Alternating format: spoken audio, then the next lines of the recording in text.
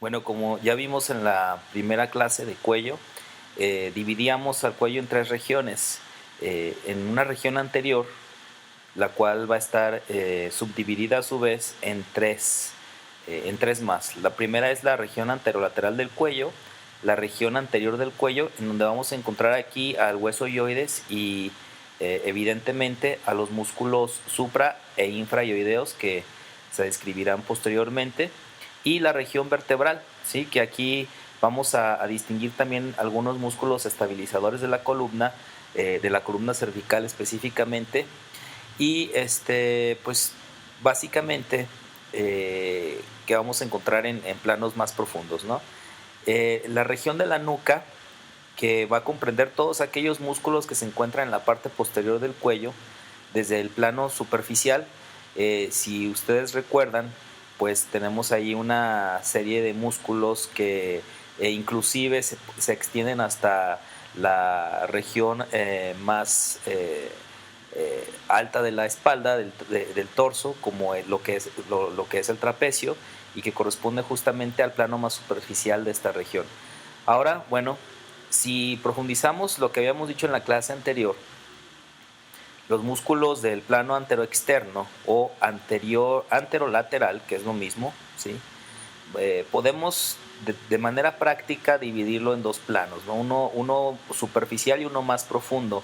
Y en el superficial, pues vamos a encontrar a uno de los músculos que también forma parte, dijimos, de la expresión facial, que es el platisma o cutáneo del cuello, y posteriormente el esternocleidomastoideo, que en términos funcionales para el cuello, pues nos va a dar varias arcos de movimiento. Aquí en este caso podríamos encontrar que si los músculos esternocleidomastoideos se contraen al mismo tiempo, podemos tener el movimiento de flexión de cuello, podemos tener el movimiento de lateralización y la rotación hacia el lado opuesto, ¿no? Y en el plano profundo, pues dentro de los de los principales, pues vamos a encontrar los escalenos y el recto lateral de la cabeza, que este es un músculo más pequeño, un poquito difícil de encontrar, pero que también nos va a servir para dar los movimientos de rotación. Ahora, en el grupo anterior, que es básicamente la región más que nos va a ayudar a cubrir algunos de los órganos blandos, como lo que es la tráquea, vamos a encontrar que tenemos dos músculos que se van a insertar en el hueso ioides, y que dependiendo si estos se insertan sobre el hueso ioides o debajo del hueso ioides, los vamos a conocer como suprayoideos e infrayoideos. Aquí en los suprayoideos tenemos el digástrico, el esteloioideo, miloioideo, que forma parte del piso de la boca junto con el genioioideo. Y tenemos como infrayoideos aquellos que ya se van a relacionar inclusive con huesos propios del esqueleto apendicular, como lo que es el homoioideo, que se va a ir a insertar inclusive hasta la escápula, ¿sí? El esternoioideo, el esternotiroideo y el tiroideo. Bueno, eh, dentro de la región prevertebral, es decir, todavía estamos aquí en la región anterior de cuello, pero ya estamos con los músculos que están directamente en relación, ¿sí? Con la columna vertebral, es decir, viendo la columna vertebral de frente con los cuerpos vertebrales de la columna cervical. Y entonces aquí vamos a tener músculos como el recto anterior de la cabeza, el largo del cuello, el largo de la cabeza, los músculos intertransversos, que estos son músculos que básicamente van a tener como función la, la unión entre las apófisis transversas de los cuerpos vertebrales de la columna cervical. Si yo viera la columna cervical por detrás, obviamente vamos a encontrar las apófisis espinosas, y ahí también vamos a encontrar otros músculos que se van a llamar interespinosos, ¿sí? Que ahorita que veamos la aplicación, pues nos vamos a dar cuenta de ellos. Ahora, finalmente en el grupo de la nuca también vamos a encontrar un plano muy superficial, que en este caso va a estar dominado por el trapecio, que después vamos a ver que el trapecio lo podemos subdividir en tres diferentes haces, ¿sí? Y que dependiendo de estas tres regiones, pues nos va a dar una movilidad muy particular. Y finalmente, en un plano profundo, yendo de afuera hacia adentro, es decir, de lo más superficial a lo más profundo, tenemos a los esplenios, que sería el esplenio de la cabeza y cervical, el semiespinoso de la cabeza, también conocido como complexo mayor, recto posterior menor de la cabeza y posterior mayor de la cabeza, y los oblicuos mayores y menores de la cabeza. Entonces, ahorita vamos a iniciar describiendo un poco los músculos de la región anteroexterna o anterolateral. Y bueno, si nos vamos aquí a la aplicación, vamos a ver inmediatamente que el primer músculo que sale a la luz, que se evidencia aquí, que ya lo describimos en la parte de la cara, pues es el cutáneo del cuello, ¿no? Si vemos en detalles, pues ya dijimos que el origen de este músculo pues es un origen distal, ¿sí? Es un origen que se va a dar sobre tejido blando. Es un músculo que realmente en términos de movilidad para el cuello pues no nos sirve mucho, sino más bien para tensar digamos los pliegues cutáneos que están en esta región, y se va a insertar en la mandíbula, en el borde inferior de la mandíbula, prácticamente cubriendo todo el borde lateral de esta, ¿sí? Como todos los músculos que tienen que ver con la expresión facial, ya sabemos que su inervación motora va a estar dada por ramas del nervio facial, que en este caso tenemos el nervio cervical, ¿sí? Una rama del nervio facial, una rama terminal del nervio facial que va a ir en sentido caudal, ¿sí? Aquí podemos ver cómo el nervio facial se empieza a ramificar en esto que serían las ramas temporales, ¿sí? Las ramas cigomáticas y las ramas bucales, ¿verdad? Entonces esta inervación motora que ya habíamos discutido anteriormente. Entonces este músculo lo vamos a dejar un poquito de lado porque aparte de que ya lo vimos, pues no nos va a servir mucho en términos de movilidad. Pero aquí inmediatamente debajo del platisma, del cutáneo del cuello, tenemos este músculo que sí tiene una relevancia muy significativa en la protección y movilidad del cuello. Ya dijimos que si yo contraigo bilateralmente los dos esternocleidomastoideos, pues voy a favorecer al movimiento de flexión, ¿sí? del cuello. Si yo los contraigo de manera individual, contribuyo a la lateralización del cuello y también a la rotación del mismo, pero en sentido contrario. Es decir, si yo contraigo las fibras musculares, ¿sí? del músculo del lado derecho, la cabeza, ¿sí?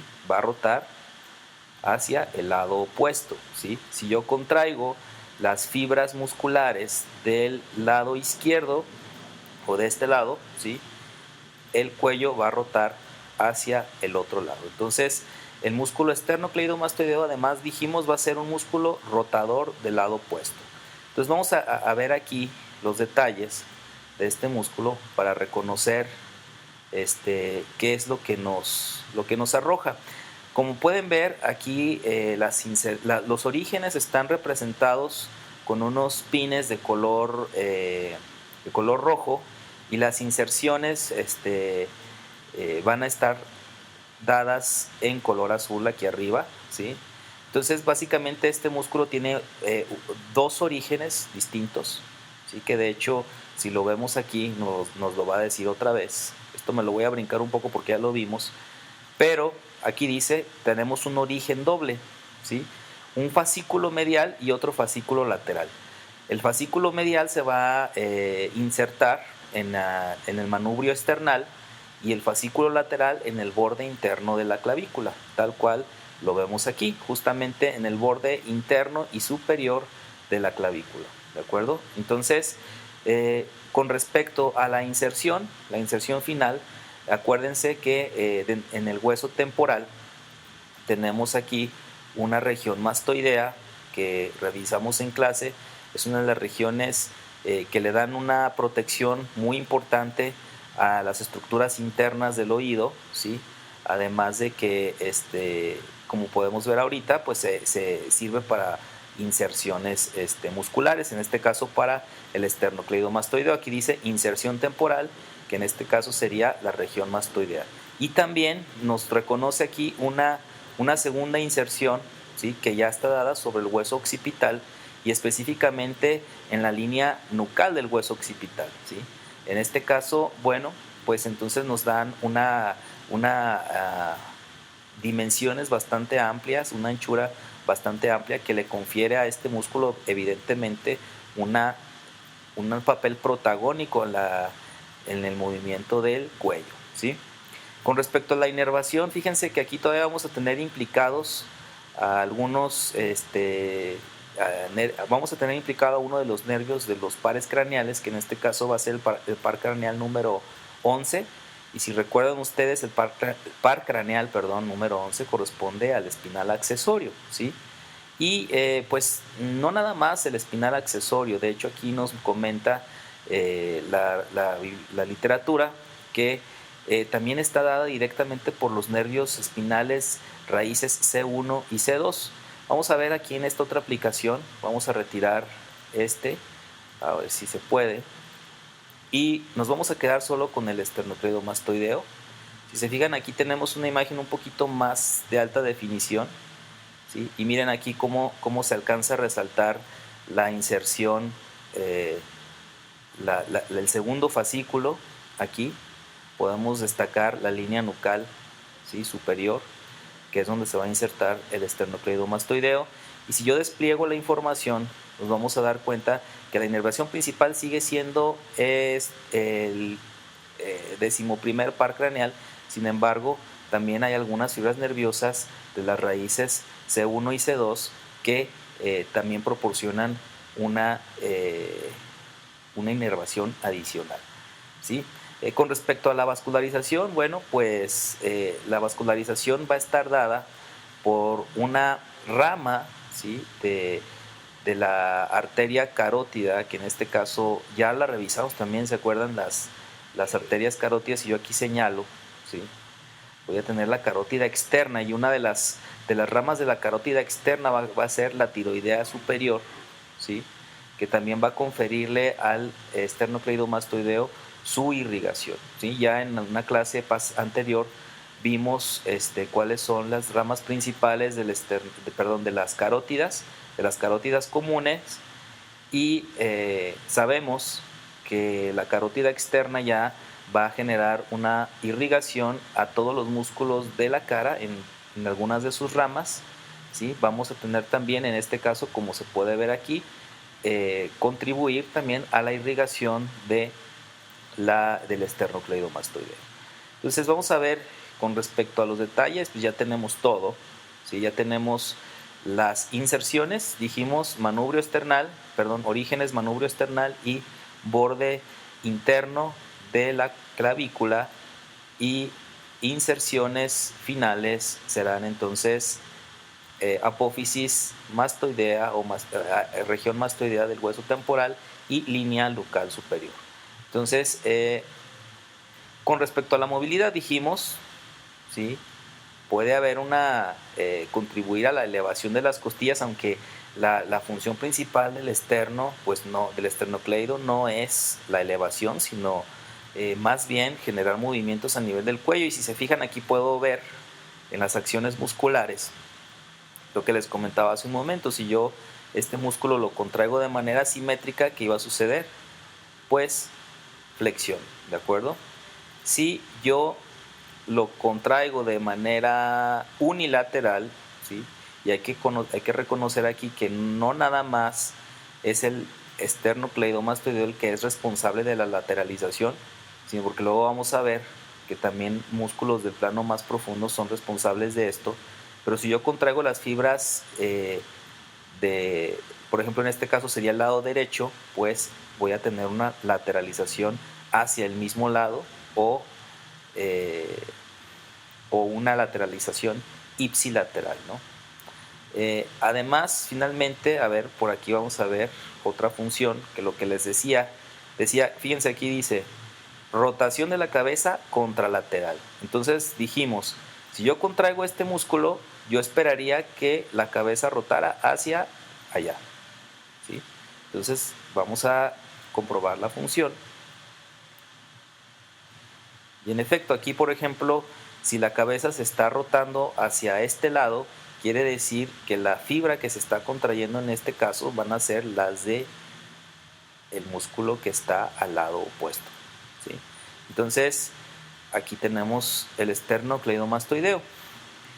Vamos a salir de los detalles, ya tenemos ahorita aquí toda la musculatura y de este lado vamos a regresar a todos los músculos para que se vean, para irlos posteriormente separando, ¿sí?